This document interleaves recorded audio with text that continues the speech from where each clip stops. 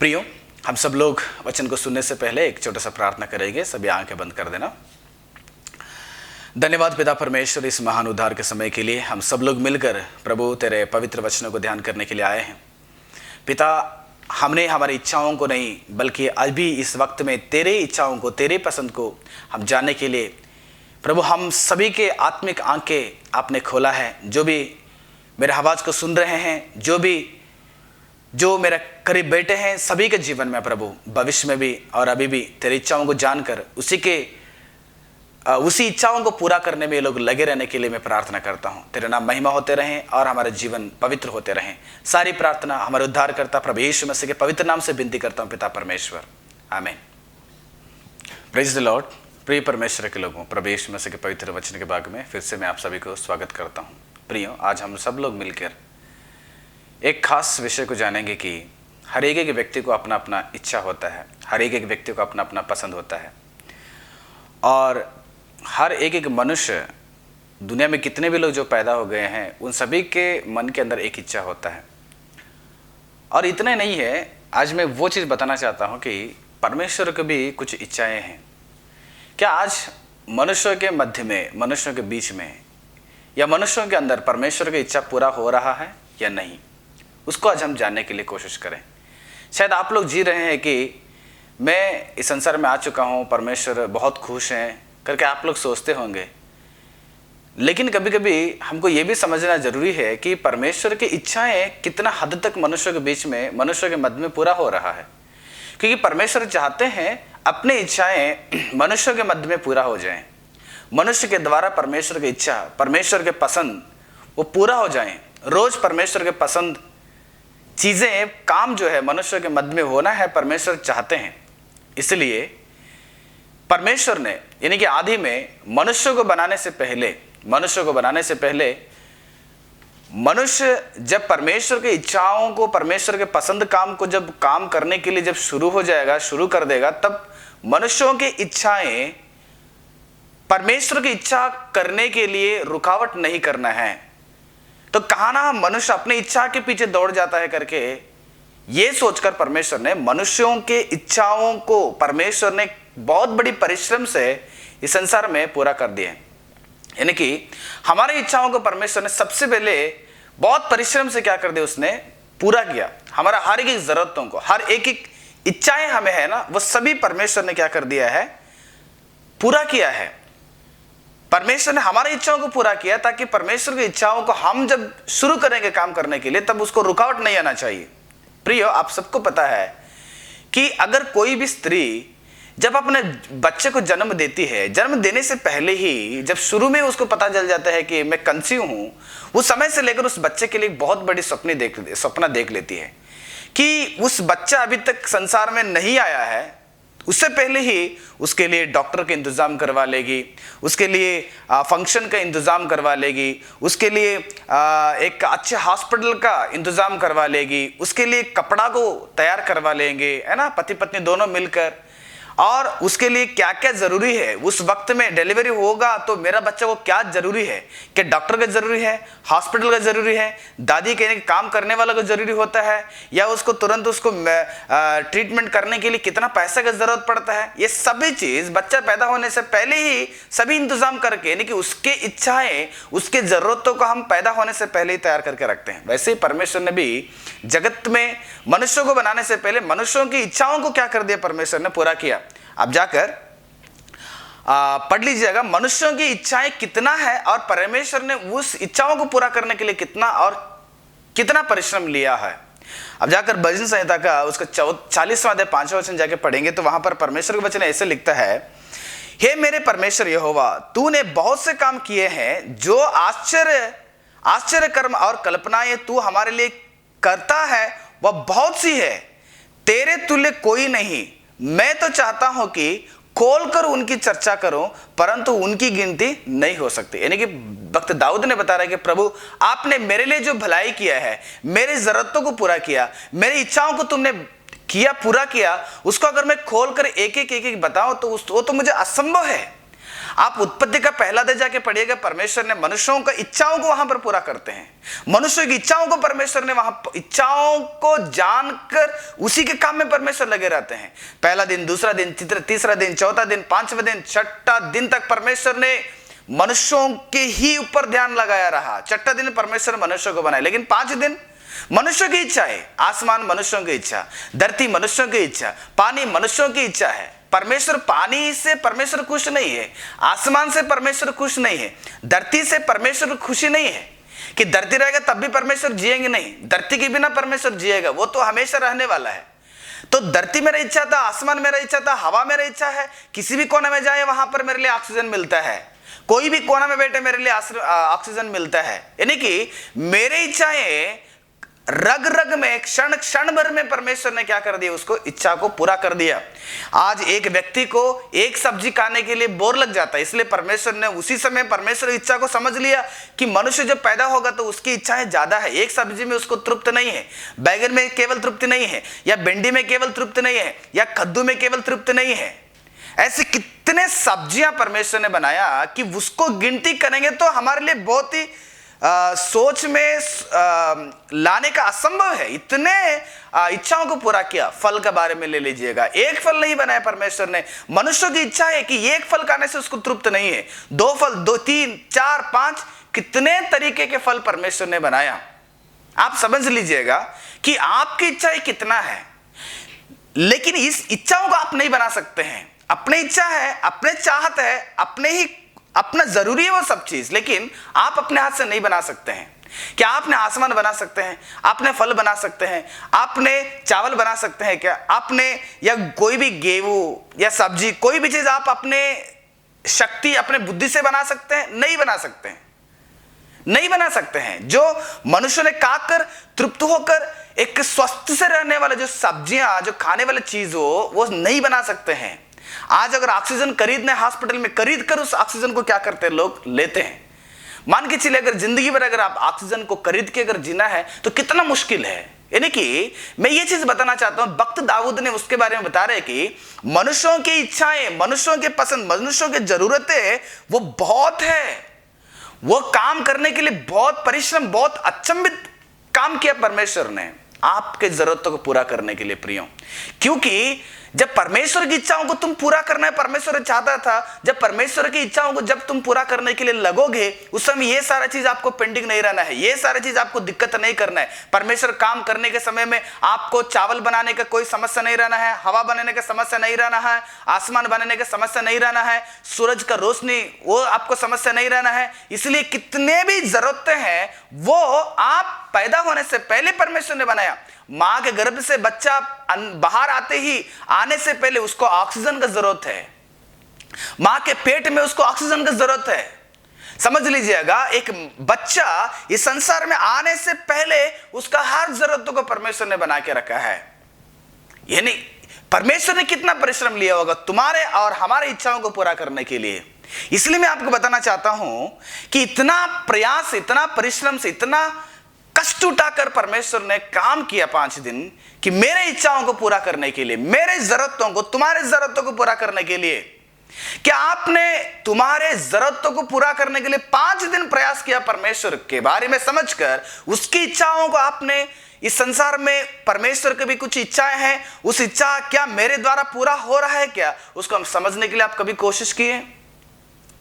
प्रिय, परमेश्वर की इच्छाओं को समझकर उस इच्छाओं को पूरा करने के रास्ता में हम लगे रहना चाहिए। क्योंकि परमेश्वर ने हमारी इच्छाओं को पूरा किया, लेकिन फिर भी मनुष्यों ने, परमेश्वर ने जो इच्छा पूरा किया मनुष्यों का, उसी इच्छाओं को प्राप्त करने के लिए कई सारे समय को बर्बाद कर रहे हैं। आज तुम्हारा प्रयास से तुम्हारी इच्छाओं को नहीं बना सकते हैं, तुम्हारे बुद्धि से आप लोग अपने इच्छा, अपने चाहत को नहीं बना सकते हैं। इसलिए परमेश्वर ने तुम्हारी इच्छा, तुम्हारे चाहत को परमेश्वर ने बनाया कि मेरा बेटा को इसको बनाने में तकलीफ ना रहे। इसलिए प्रिय परमेश्वर के लोगों, आज हम लोग वो चीज जानेंगे कि मेरे लिए और आपके लिए इतना परिश्रम उठाकर मेरी इच्छा, मैं पैदा होने से पहले ही परमेश्वर ने जान लिया कि मेरे बच्चे को क्या जरूरत है, जानकर उसने मेरे इच्छाओं के संसार में पूरा किया। एक बच्चा जो माँ के पेट के अंदर रहता है, उस माँ ने समझ लेते हैं कि मेरा बच्चा पैदा होती है, इतने चीजों को उसको जरूरत पड़ता है, डॉक्टर का, हॉस्पिटल का, उसको काम करने वालों का, कपड़ा का जरूरत पड़ता है, पैसे का जरूरत पड़ता है। वो जान लेती है, उसी को बोलते हैं दया, ममता। अपने बच्चों के बारे में जान लेते हैं। वैसे परमेश्वर भी एक माँ से बढ़कर तुम्हारे बारे में समझ लिया है। मेरे माँ नहीं बना सकती मुझे आसमान, मेरे माँ मुझे नहीं बना सकते ऑक्सीजन, मेरे माँ मुझे, मेरे लिए, मेरे जरूरतों के लिए मुझे कुछ भी संसार में जो क्रिएशन है, जो देख रहे, पेड़ पौधा है ना, हवा, पानी, आसमान, सूरज, चांद, तारा, जितने भी जो ग्रह, मेरे धरती घूमना है, ये सारा मेरा जरूरत है। ये मेरे जरूरत को मेरा माँ पूरा नहीं कर सकते, केवल जन्म दे सकती मेरा माँ ने तकलीफ उठाकर, लेकिन जन्म के ज्यादा परिश्रम परमेश्वर ने उठाया है। क्या परमेश्वर ने तुम्हारे दिल को, तुम्हारे जरूरत को जानकर, तुम्हें बिना पूछे जान के इतना पूरा किया परमेश्वर ने। क्या इस संसार में कभी एक बार आपने कोशिश किया कि परमेश्वर का पसंद क्या है और परमेश्वर की इच्छा क्या है? प्रिय, बाइबल बताता है कि परमेश्वर को इच्छा क्या है और परमेश्वर की इच्छा कितना कठिन होता है मनुष्यों के लिए।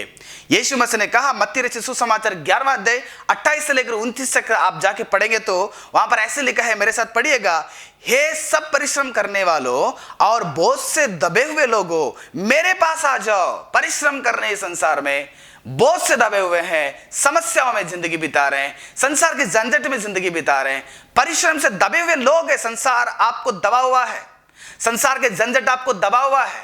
परिश्रम से दबे हुए लोगों, आप मेरे पास आ जाओ, मैं तुम्हें विश्राम दूंगा। परमेश्वर तुम्हें विश्राम देने वाला है। मेरा जुआ अपने ऊपर उठा लो। मेरा जुआ, मेरा चाहत, मेरा जरूरी, आप अपने जुआ अपने कंधे पे उठाओ, क्योंकि तुम्हारे जुआ को, तुम्हारे बोझ को मैंने उठा लिया। उत्पत्ति में तुम्हारे बोझ को, तुम्हारे जरूरत को मैंने उठा लिया हूं। अभी वक्त आया कि आप मेरे जुआ, यानी कि मेरे बोझ को आप उठा लो, मेरी इच्छा को आप पूरा करो। प्रिय परमेश्वर के लोगों, प्रभु यीशु मसीह यह कह रहे कि परमेश्वर जो सृष्टि करता कि मेरा बोझ तुम उठा लो, क्योंकि परमेश्वर की इच्छा पूरा करना है तो ऐसे शरीर का आवश्यकता है। ये जो मेरा और आपका शरीर है, ऐसे शरीर का जरूरत है, इसलिए परमेश्वर ने शरीर दिया। आत्मा तो नहीं कर सकता है ना, क्योंकि आत्मा इस शरीर की आंखों से नहीं दिखता है, इसलिए शरीर दिया परमेश्वर ने, ताकि शरीर के द्वारा परमेश्वर ने अपनी इच्छाओं को पूरा करना चाहते हैं। इसलिए परमेश्वर बुला रहे परमेश्वर ने, आ जाओ, आ जाओ, मेरे जुआ आप उठा लो, मेरा जुआ उठा लो और मुझसे सीखो। परमेश्वर के पास आकर सीखो। परमेश्वर कुछ सिखाना चाहते हैं आपको कि मेरा इच्छा क्या है, बेटा मेरा इच्छा क्या है, आपको क्या पूरा करना पड़ेगा, किस मार्ग में आप जाएंगे तो मेरा इच्छा पूरा होता है। परमेश्वर आपको समझाना चाहता है। प्रियो, चलिए मैं कुछ बातों को आपको समझाना चाहता हूं। आज इस वक्त में आप समझ लो कि परमेश्वर की इच्छा मेरे या आपके द्वारा पूरा हो रहा है या कि नहीं। अगर परमेश्वर की इच्छा पूरा नहीं हो रहा है आपके द्वारा, अभी इस वचन, आप इस बातों को समझकर आज से परमेश्वर की इच्छा पूरा करने के लिए कोशिश करो, नहीं तो तुम्हारा जीवन एक व्यर्थ है। तुम मरे हुए लाश के समान, तुम परमेश्वर के सामने कोई भी लायक नहीं, परमेश्वर के सामने कोई भी जरूरत नहीं, वेस्ट बॉडी हो जाते फिर। और मरने के बाद परमेश्वर को उस अनमोल स्वर्ग को पाना बहुत मुश्किल हो जाता है। इसलिए परमेश्वर की इच्छा आप जानिएगा। परमेश्वर की इच्छा क्या है? सबसे पहले परमेश्वर की इच्छा, पहला थिस्सलुनीकियों के लिए पौलुस ने लिखा हुआ पत्री 4 अध्याय 3 वचन में क्या लिखा है? क्योंकि परमेश्वर की इच्छा यह है कि तुम पवित्र बनो, अर्थात व्यभिचार से बचे रहो। मनुष्य पवित्र बन की जिंदगी बिताना परमेश्वर की इच्छा है।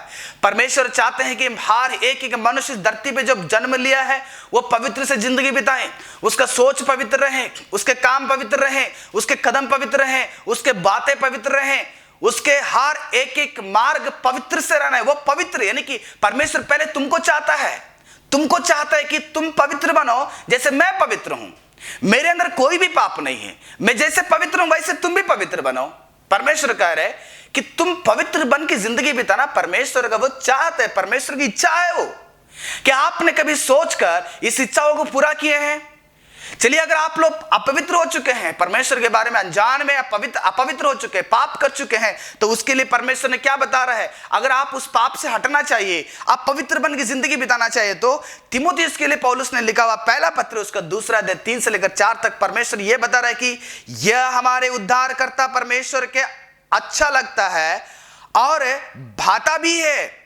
वह यह चाहता है कि सब मनुष्य का उद्धार हो, सभी मनुष्य का उद्धार हो जाए। कोई भी नरक में नहीं जाना है, कोई भी नाश के मार्ग में नहीं जाना है, सबका उद्धार होने परमेश्वर चाहते हैं। और वे सत्य को भली भांति पहचान ले। सत्य के पहले भली भांति, सत्य क्या है? यीशु मसीह ने कहा, मैं ही सत्य, मैं ही मार्ग, मैं ही जीवन हूं, मैं ही सत्य हूं। यानी कि यीशु मसीह को जानो। यीशु मसीह सत्य है जो तुम्हें संसार के बंधनों से, संसार के पापों से छुड़ाकर आपको अनंत जीवन तक स्वर्ग के मार्ग में चलाने वाला परमेश्वर है यीशु मसीह। उस सत्य के बारे में भली भांति को जानकर, सच्चाई को जानकर यीशु मसीह के द्वारा आप पवित्र बनकर सिद्ध बनना परमेश्वर का पसंद है।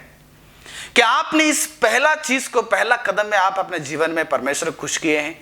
कितने लोग दारू पीकर, लड़ाई मारपीट करके, व्यभिचार करते हुए, गंदे काम करते हुए, जलन से जलते हुए, परमेश्वर का समय को बर्बाद करते हुए, मूवी देखते हुए, गंदे चीज को देखते हुए कितने समय को बर्बाद कर चुके हैं। कितने लोगों को आप लोग धोखे दे चुके हैं। लालसाओं में, शरीर के अभिलाषों में जिंदगी बिताकर पाप से भरे हुए हैं। आज आपको धोना बहुत आवश्यकता है। यीशु मसीह को अपने जीवन में स्वीकार करो और तुम्हारे जीवन को पवित्र करो। यही परमेश्वर की इच्छा है कि तुम पवित्र बनकर जिंदगी बिताएं। दूसरा चीज, परमेश्वर का इच्छा क्या है? पहला आप चाहिए परमेश्वर को ताकि आप पवित्र जिंदगी बिताएं। दूसरा चीज, परमेश्वर की इच्छा क्या है? आइए, पत्रस ने लिखा हुआ पहला पत्रिका, उसका दूसरा अध्याय 15 वचन में क्या लिखा है पत्रस ने? क्योंकि परमेश्वर की इच्छा यह है कि तुम भले काम करने से निर्बुद्धि लोगों की अज्ञानता की बातों को बंद कर दो। भले काम कौन सा होता है? भले काम सुसमाचार होता है। संसार में अगर कोई भी पूछेंगे भले काम क्या होता है, लोग शायद उसको एक टारगेट रखा होगा कि आईएएस काम, या डिस्ट्रिक्ट कलेक्टर काम, या मैं टीचर का काम, या मुझे डॉक्टर का काम, या मुझे एडवोकेट के काम, जो भी जो वगैरह वगैरह है, ये सारे काम भला काम सोच लिए हैं। लेकिन इससे भी ये भला काम ही है, इसके द्वारा समाज में बहुत अच्छे हैं, आप इसके द्वारा कई सारे अच्छे काम कर सकते हैं। लेकिन इससे भी बढ़कर एक भला काम है, वो क्या है? वो सुसमाचार। क्योंकि एक डॉक्टर शरीर को सही कर सकता है लेकिन आत्मा को सही नहीं कर सकता है। एक एडवोकेट शरीर का न्याय को दे सकता है, आत्मा का न्याय को दे ही नहीं सकता है। एक टीचर शरीर को पढ़ाई दे सकता है लेकिन आत्मा को पढ़ाई नहीं दे सकता है। केवल सुसमाचार है जो शरीर को नहीं है बल्कि शरीर और आत्मा दोनों को क्या करता है? वो सिद्ध में लेके जाने के लिए चाहता है। इसलिए परमेश्वर यही चाहता है कि सभी मनुष्य भले काम करें और तुम्हारे उस सुसमाचार के द्वारा, तुम्हारे गवाही को खड़ा करके, तुम्हारे जिंदगी के द्वारा किसी दूसरों का, यानी कि निर्बुद्धि मनुष्यों का सोच, उनके मुंह, उनकी बातें बंद कर दें। सुसमाचार परमेश्वर चाहते हैं तुम्हारे द्वारा तुम परमेश्वर के नाम को लोगों को बताओ। परमेश्वर के उस सुसमाचार को लोगों को बताकर लोगों को सच्चा मार्ग में लेके आना परमेश्वर चाहते हैं। पिता प्रिय परमेश्वर के लोगों, मत्ती रचित सुसमाचार 6 अध्याय 10 वचन में यीशु मसीह ने क्या कहा? यीशु मसीह ने चेलों को प्रार्थना सिखाते समय में, तेरा राज्य आए, तेरी इच्छा जैसे स्वर्ग में पूरी होती है वैसे पृथ्वी पर भी हो जाए। यीशु मसीह ने सिखाया चेलों को कि ऐसे प्रार्थना किया करो, जैसे परमेश्वर की इच्छा स्वर्ग में पूरा होता है वैसे धरती पर भी हो जाए। स्वर्ग में क्या परमेश्वर की इच्छा पूरा हो रहा है? सबसे पहले परमेश्वर के उस स्वर्ग में यही इच्छा पूरा हो रहा है कि स्वर्ग में रहने वाले दूत लोग 24 घंटा परमेश्वर का मुंह ताकते हुए परमेश्वर ने जो बातें कहते हैं उस बातों को संसार में पहुंचाने का काम है। परमेश्वर जो बोलता है उसको तुरंत संसार के लोगों को पहुंचाना है, भक्तों को पहुंचाना है, एलीशा को पहुंचाना है, एलिया को पहुंचाना है, यूसुफ को पहुंचाना है, मरियम को पहुंचाना है, अब्राहम को पहुंचाना है। कितने लोगों को पहुंचाए वो लोग? दूतों ने परमेश्वर कहने के वजह से संसार में कई सारे मनुष्यों के मध्य में काम किए वो लोग। यानी कि परमेश्वर जो बोलते थे उस काम को दूतों ने सुनकर तुरंत यहां पर क्या करते थे? वो लोग पूरा कर देते। इसलिए प्रिय परमेश्वर के लोगों, सुसमाचार जैसे स्वर्ग में परमेश्वर के दूतों ने परमेश्वर की बातों को सुनकर उसको मनुष्य के मध्य में लाए, वैसे आज हम भी उस भले काम को, उस स्वर्ग के काम को, आज हम भी इस सुसमाचार को कई सारे लोगों को प्रचार करके उनको उद्धार के रास्ते में लाना बहुत आवश्यकता है। क्योंकि पाप की जिंदगी में, अज्ञानता की जिंदगी में, मूर्खता की जिंदगी में लोग बिता रहे हैं, उनको सुसमाचार का जरूरी है प्रियो। इसलिए पहला, तुम पवित्र बन की जिंदगी बिताओ, तुम चाहिए परमेश्वर को। दूसरा, तुम्हारे द्वारा सुसमाचार चाहिए परमेश्वर को, तुम्हारे द्वारा परमेश्वर का सुसमाचार लोगों को पहुंचाना है। तीसरा चीज, परमेश्वर को क्या चाहिए, क्या अच्छा लगता है, परमेश्वर की इच्छा क्या है। तीसरा चीज, पौलुस ने थिस्सलुनीकियों के लिए लिखा हुआ पहला पत्र, उसका 5वां अध्याय 17 से लेकर 18 तक पढ़िएगा। ये सारा चीज आपको पता है, सारा वचन आपको पता है, लेकिन ये सारा वचन पता होने के बावजूद भी क्यों आलसीपन से जिंदगी बिता रहे हैं? क्यों आप लोग सबको जानकर भी अनजान की जिंदगी बिता रहे हैं? पढ़िएगा आप, निरंतर प्रार्थना में लगे रहो, हर बातों में धन्यवाद करो, क्योंकि तुम्हारे लिए मसीह यीशु में परमेश्वर की यही इच्छा है। परमेश्वर की इच्छा यही है कि आप हर घड़ी में प्रार्थना करो। टाइम मिलेगा तो प्रार्थना करो। लोग टाइम मिलते सोने के लिए इस्तेमाल करते हैं, लोगों को टाइम मिलेगा तो फोन में बैठे रहते हैं, फेसबुक में बैठे रहते हैं, व्हाट्सएप में बैठे रहते हैं, यूट्यूब में बैठे रहते हैं, ट्विटर में बैठे रहते हैं, हालो में बैठे रहते हैं, टिकटॉक में बैठे रहते हैं, जो सोशल मीडिया में बैठे रहते हैं। लेकिन परमेश्वर बता रहे हैं कि परमेश्वर का वचन निरंतर प्रार्थना करो। कितने आप व्हाट्सएप यूज करते हैं, कितना प्रार्थना करते हैं? कितना आप लोग यूट्यूब यूज करते हैं, कितना प्रार्थना करते हैं? कितना आप लोग ये सारे संसार में टाइम स्पेंड करते हैं, कितना परमेश्वर को धन्यवाद करते हैं? आपको जो रोशनी दे रहा है आज जिंदगी बिताने के लिए, उसके लिए कभी धन्यवाद किया परमेश्वर के पास? क्या जो आप आज चावल बनाकर जो खा रहे हैं, इस चावल को जो परमेश्वर ने अपने इच्छा है जो सृष्टि किया, उस सृष्टिकर्ता यीशु मसीह को एक बार आप धन्यवाद किए? खाने वक्त में 1-2 सेकंड प्रार्थना करके चला जाएगा तो परमेश्वर खुश होगा? निरंतर प्रार्थना करो, यानी कि प्रार्थना में लगे रहो। स्वर्ग में यही परमेश्वर की इच्छा पूरा हो गया। स्वर्ग में करोड़ों दूत लोग मिलकर अपने पंखों को उठाते हुए, पंखों को मारते हुए परमेश्वर को पवित्र पवित्र पवित्र परमेश्वर करके वो 24 घंटा परमेश्वर की तारीफ कर रहे हैं। केरूबी लोग, सराफी लोग, दूत लोग। मनुष्य ऐसी जिंदगी बिता रहे हैं, परमेश्वर की इच्छा जानकर भी वो पूरा नहीं कर पा रहे। ऐसे व्यक्ति को क्या कहना होगा? ऐसे व्यक्ति को क्या, उसको परमेश्वर पसंद करेंगे, प्रेम करेंगे क्या? मौका दे रहे हैं आपको जिंदगी बिताने के लिए, मौका दे रहे हैं आपको बदलने के लिए। बदलिएगा, आज से आपको बदलना होगा। तुम्हारे परमेश्वर के लिए आप लोग प्रार्थना में लगे रहो, उसके साथ बात करो। मनुष्य के जीवन में, एक मसीही जीवन में प्रार्थना एक सांस के समान है। मेरा नाक अगर बंद करके रखूंगा एक 10-20 सेकंड में या 30-40 सेकंड में मेरा नाक अगर बंद करेगा तो मुझे बॉडी का जो जितने भी सांस लेने का जो दिक्कत अगर रुक जाएगा, ऐसा लग जाता है कि मैं मर जाऊंगा। अगर 1-2 मिनट अगर पकड़ के रखेंगे मुंह और नाक, मनुष्य का जीवन खत्म हो जाता है। प्रार्थना भी मसीह के जीवन में ऐसी आत्मिक जीवित के लिए, तुम्हारे आत्मा के लिए वो सांस है, परमेश्वर के साथ बात करने के लिए। बिना ऑक्सीजन से मेरा शरीर कैसे जिंदा नहीं रह सकता है? बिना परमेश्वर के साथ बात करे बिना आपकी आत्मा जिंदा नहीं रह सकता है। तुम्हारा आत्मा जिंदा रहने के बावजूद भी मरा हुआ लाश के समान है, मैं बता रहा हूं। इसलिए प्रियो, प्रार्थना में आप लोग समय बिताओ। परमेश्वर चाह रहे यीशु मसीह के द्वारा प्रार्थना करो। यीशु मसीह के द्वारा अगर तुम प्रार्थना करोगे, यही परमेश्वर की इच्छा है। उस वचन को पढ़िएगा, फिर से मैं पढ़ूंगा। निरंतर प्रार्थना में लगे रहो, हर बात में तुम्हें सांस दे रहे, खाना दे रहे, कपड़ा दे रहे, पैसा दे रहे, नौकरी दे रहे परमेश्वर, धरती दिया है। कदम कदम में आपको तुम्हारा पैर ठोकर नहीं लगाना चाहिए। कदम कदम में तुम्हें दुश्मनों से परमेश्वर बचा रहे हैं, कदम कदम में बीमारियों से बचा रहे परमेश्वर ने। कितने लोग बीमारी से आज मर रहे हैं, लेकिन आज परमेश्वर ने आपको स्वस्थ से रखे, तो क्या परमेश्वर का आप धन्यवाद नहीं करेंगे? परमेश्वर चाह रहे कि मेरा बच्चे अपने मुंह खोलकर मुझे धन्यवाद करें कि मैंने इनको इतना चीज बनाया हूं। कितने लोग मेरे लिए धन्यवाद की जिंदगी बिता रहे हैं। प्रियो, प्रार्थना में आप लगे रहिए, प्रार्थना आप लगे रहो, प्रार्थना में समय बिताओ। व्यर्थ कामों को छोड़ो, व्यर्थ कामों में समय बिताना छोड़ो, प्रार्थना में समय बिताओ। और चौथी चीज, परमेश्वर की इच्छा क्या है? पत्रस ने लिखा हुआ पहली पत्र 3 अध्याय 17 वचन में परमेश्वर क्या बता रहे हैं? क्योंकि यदि परमेश्वर की यही इच्छा हो कि तुम भलाई करने के कारण दुख उठाओ, यानी कि हर एक व्यक्ति दुख उठाना भी परमेश्वर की इच्छा है। परमेश्वर की इच्छा, परमेश्वर का यही इच्छा है कि हर एक व्यक्ति अपने जीवन में दुख उठाए, क्योंकि दुख उठाएंगे तो भविष्य में आपको बहुत बेहतरीन जिंदगी मिलने वाला है।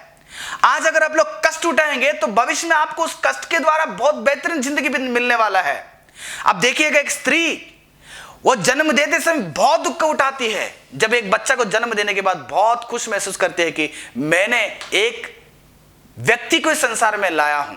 प्रिय परमेश्वर के लोगों, कष्ट उठाना परमेश्वर की इच्छा है। इसलिए मरियम के जीवन में कष्ट, यूसुफ के जीवन में कष्ट, कन्या है, शादी से पहले परमेश्वर ने उस कन्या मरियम के अंदर जब यीशु मसीह को भेज दिए तो समाज के लोग कितने अजीब अजीब बातें बोले होंगे। बहुत कष्ट है। रिश्तेदार लोग गलत गलत बात बताए होंगे, कितना एक इज्जत का सवाल था, बहुत कठिन उठाना पड़ा मरियम को, यूसुफ को भी कठिन उठाना पड़ा, और आदि प्रेरितों को भी कष्ट उठाना पड़ा। उनको सुसमाचार के काम यानी कि अच्छे भले काम की वजह से उनको गला काटना पड़ा, उनको आरी से काटना पड़ा, उनको कितने लोगों को आदि कलीसिया में, आदि सेवा में, आदि कलीसिया के विश्वासियों को जलाया गया। ये सारा कष्ट क्यों मिले, किसके लिए है?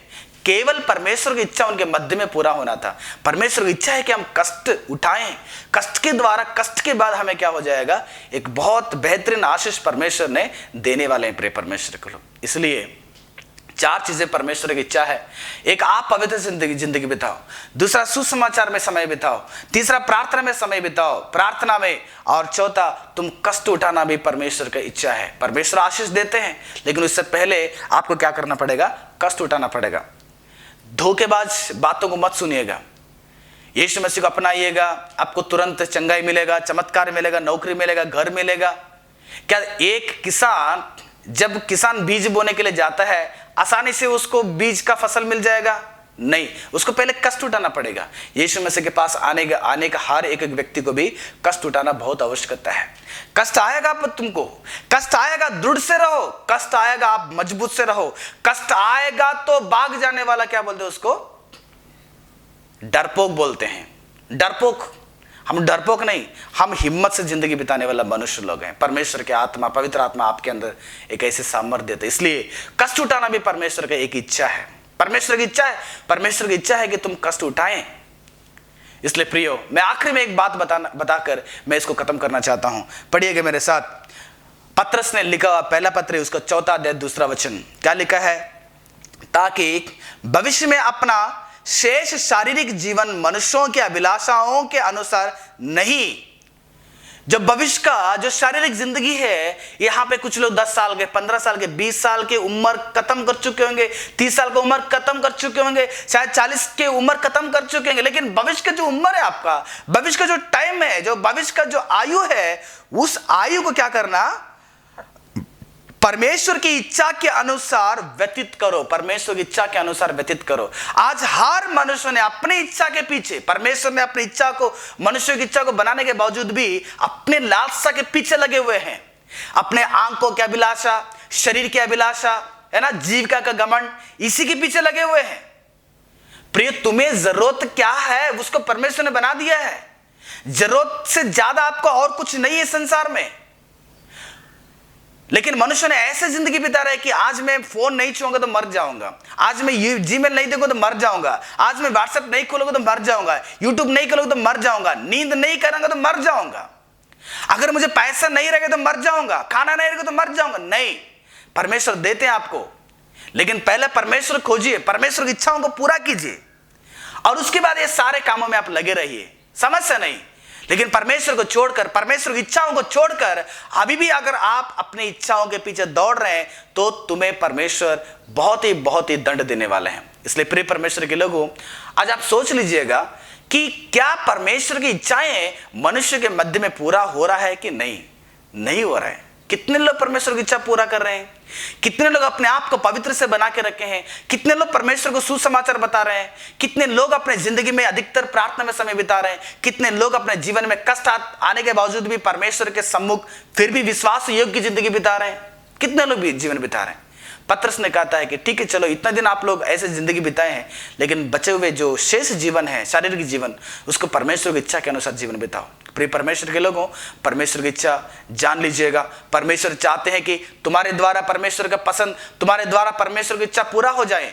तुम परमेश्वर की इच्छा पूरा करो, तुम्हारे बच्चों के द्वारा परमेश्वर की इच्छा पूरा करवाइए, तुम्हारे कलीसिया के द्वारा परमेश्वर की इच्छा पूरा करवाइए, तुम्हारे खानदान के द्वारा परमेश्वर की इच्छा करवाइए, पूरा करवाइए। तुम्हारे व्यक्तिगत जीवन के द्वारा परमेश्वर की इच्छा क्या होते रहे, पूरा होते रहे। प्रिय परमेश्वर के लोगों, इस परमेश्वर की इच्छा को पूरा करने के लिए आपस में आप एक अच्छी दौड़ते रहिए। तब तक प्रभु यीशु में से आपको आशीष करेगा, और फिर से हम मिलेंगे। तब तक प्रभु यीशु में से आपको आशीष करें।